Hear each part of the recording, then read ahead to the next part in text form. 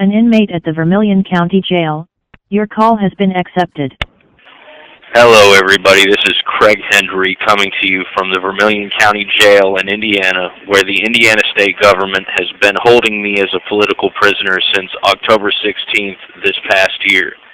They have announced their intention to hold me well into next year, even longer if they desire. Seeing as we are headed into a new year, I want to leave you all with my thoughts and perhaps a few predictions for the year to come.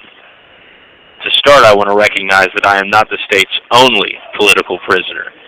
There are a great many of us that exist in this country, from people who consume prohibited substances to those who refuse to pay extortion fees exacted upon them at the hands of the scoundrels known as government.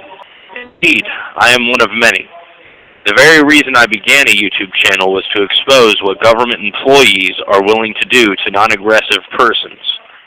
The government aggresses against and trespasses against people for no reason other than those persons' refusal to obey their commands. The evidence provided on this channel, as well as thousands of other media channels, is enough to show that the fact that all men are created equal is a fact that goes unrecognized by the men and women who call themselves government.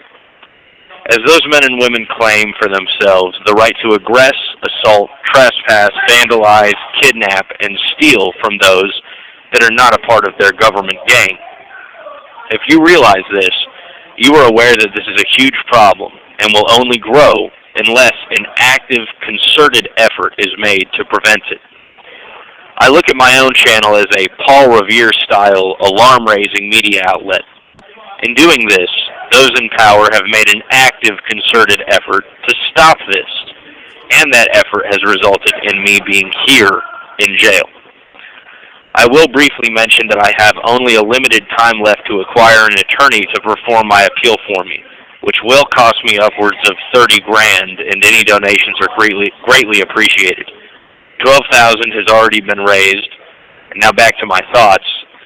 Many people have criticized or questioned my actions in raising awareness about the government gang and the dire consequences of their actions. I have received hate, love, constructive criticisms, and physical consequences for my actions on this channel. People mention that my life would be easier if I just go along with the government gang's demands, if I would withhold my criticisms or challenges to the government's thuggish behaviors. They are perhaps right, as many small business owners in New York found in the golden age of the mafia, it is easier to pay the extortion fees than to receive a broken leg. This line of reasoning would imply that it is easier to timidly accept subservience than to claim your equality as free men and women. It is in the name of justice that the latter is the path that I choose.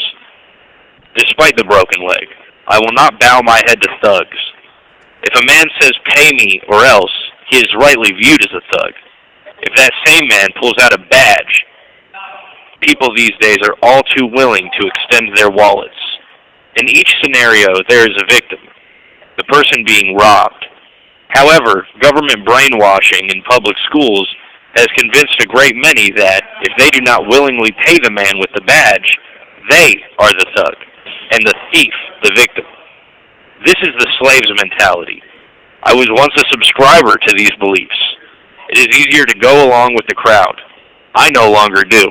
I would urge you, my audience listening, to steer clear of this slave mentality. Many will protest that they cannot afford to, that the potential punishment is too costly. To those people I would say, take a look at your grocery bill, gas and energy bill. Look at the amount of money you pay to the government gang every year. Look at your future and ask yourself how much longer you can afford to be a slave. How much longer you can live on your knees. Probably not very much longer. And living on your knees becomes less and less comfortable all the time. Stand up. Countless times history has repeated itself. To think it will be different this time would be naive. Governments get big. They issue arbitrary commands and demands. They print paper money. They go broke, run up a huge debt, try to print their way out of the debt, and usher in an era of poverty and tyranny. Each time people wax lyrical about how it's easier to comply until, of course, they are starving or rotting in cages, or in some cases killed. This is a different way of saying back the blue until it happens to you. I do not think at this point anyone can deny that the United States has followed this trend to a T. And the next year, 2025, will mark an accelerated progression towards the result. Be vigilant, stay on your feet, become a new person this year. Sincerely, Craig Hendry.